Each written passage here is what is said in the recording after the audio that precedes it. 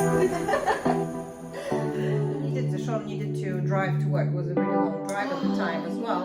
And he was saying, well, I need to be okay. And I'm like, these are the times that I managed to hold it back. And so I wasn't saying I'm constantly not okay. Hello, welcome back.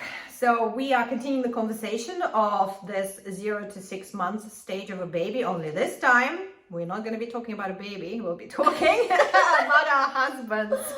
Oh, yeah. Of course, we're talking about the baby. The baby is the center of all of it, and the change in the dynamic and all of those things. So, how does this baby change the relationship between mom and dad? Oh, is it the baby that changes it, or is it us in response to the baby? Yeah. I'm not sure. I suppose it's the baby. You can't blame the baby. The baby came, you changed this dynamic. We made that baby. Yeah. Okay. No, it's not the baby. No. But it's. I think it's breaking the perception. Like, this is the whole thing, talking about expectations. Like, why do we expect our husbands to be a certain type of father? Because we've known them for a certain period of time. We've attached certain characteristics and things that how we associate, what we associate with them. And so then we think, well, how this then applies to them being a father. When of course it doesn't work like that. Because becoming a father, just like becoming a mother, it's also a transition. It's a transition, but also what sort of expectations do we have of ourselves? I expected to be a certain type of mother, and I wasn't. Or rather, maybe I was. I mean, the responsibility kicked in, so I definitely was responsible, that's for sure. Yeah. But I think from a personal point of view, it needed an adjustment. But I think that was from the point of caring. You just wanted everything so perfect, and like you just wanted the absolute world for your baby, even though the baby might not have been your world at the time. You wanted the world for them. Yeah, definitely. And I think, do you think it's like when you get with a partner and you have these similarities and the same morals and values, you think how you would be, you think they would be the same? Except, of course, one of the biggest difference between us is the fact that we do carry the baby. We connect much earlier, and therefore differently, because they meet the baby for the first time when the baby is born, and you're like, what is this? What do you do with it? And I think at the same time, in the first month, the baby, all they do is eat, sleep, and shit, right? So they're not interacting. So for the mom, you're feeding, there might be dads as well, but if you're breastfeeding or you bottle feed, I think when you're bottle feeding, the dad can be more involved. But if you're breastfeeding specifically, you're gonna be feeding that baby, you change, and then they sleep. So there's not much bonding that they can if you make the effort to, because you can do skin contact and weaning and stuff. But I think there's not much.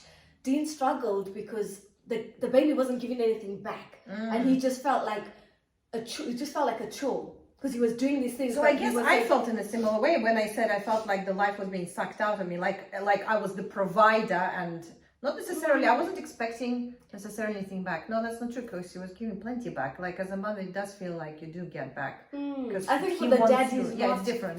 Yeah, because like when you're feeding, he doesn't get that closeness, the bond, and then changing the nappies. I mean, they're not really keen on changing nappies, and then they're sleeping. I was also saying earlier to Romana how I think it's interesting that when we were pregnant, our husbands were very attentive and actually quite sensitive to the fact that we were pregnant. Yeah. Like, I remember she was was very supportive, really helped anything, like really, and I thought, that's heading in the right direction, that's a good thing. And then the baby comes and you're like, what happened? Where did that person go? Yeah. Well, in a similar way, I actually had a few friends of mine. I was speaking and they were saying, so how is it having a baby? I was like, I can't even talk about it. Don't ask. Yeah, I'm not telling you. But they were like, Shaun must be Mr. Mom.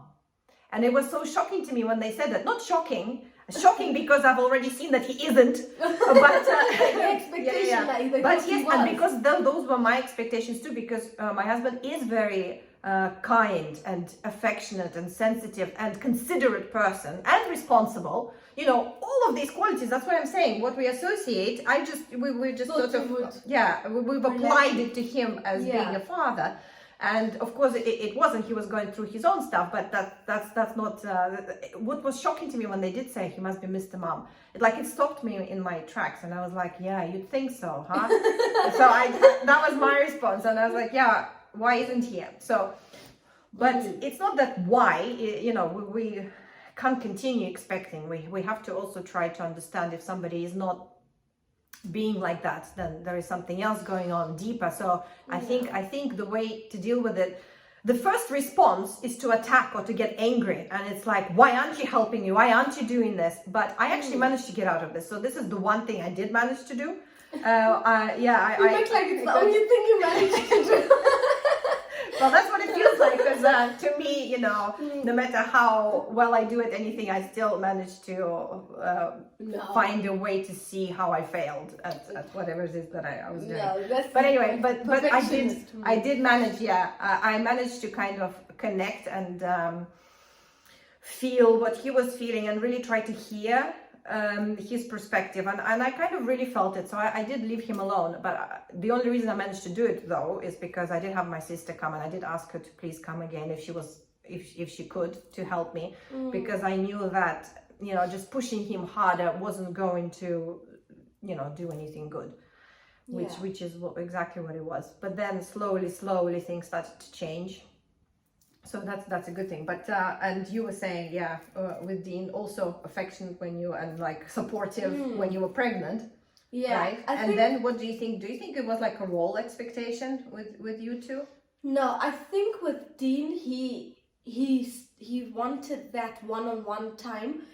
I think that's where he really struggled, was having me to himself. And just us having that bonding time, you know, if we wanted to go to the cinema, if we wanted to cuddle and snuggle in bed. And I actually read a funny post. I've never hated being loved until I started breastfeeding, right? Because it's like, when you're, I don't know, I think this was him just trying to involve himself, and it was just the wrong time, and it used to piss me off. And it's like, when you're not breastfeeding, it's fine, right? But if I'm feeding, why are you trying to be a type of way? Yeah. Right? Like, what are you trying to get at? I'm feeding my child. I don't want to be feeling all sexy or, you know. Yeah. So I'm like, then he feels like I'm pushing him away. Of course. Which rightfully so, like, it's not the right time, you know. I'm busy, and this is not sexy from my point of view. You know, feeding a baby is so not. It's not, and you shouldn't be having these other, you know, trying to come at me with some other kind of, you know, feeling. So when I saw aggressive. I would just push him away, like, and I'd get really angry because it's like, it's not the right time. Like, this is not on. And so I think he would feel really neglected, and this is the thing of them maybe trying to be a baby, you know, for that attention. But it's just what in my head I was just so focused on this baby that I did neglect him. And I see, and like time and time I was like, I see what he's feeling, so I would try and make that time. But it was just like when we were co-sleeping, you know, if the baby, and I was waking up again, breastfeeding every hour. Sometimes it was every hour to 2 hours. So it was difficult to like split myself for the child, for my husband, and for myself. Did you struggle, because you were all in the same room, right? Did you struggle with like, he had to go to work, didn't he? For a time.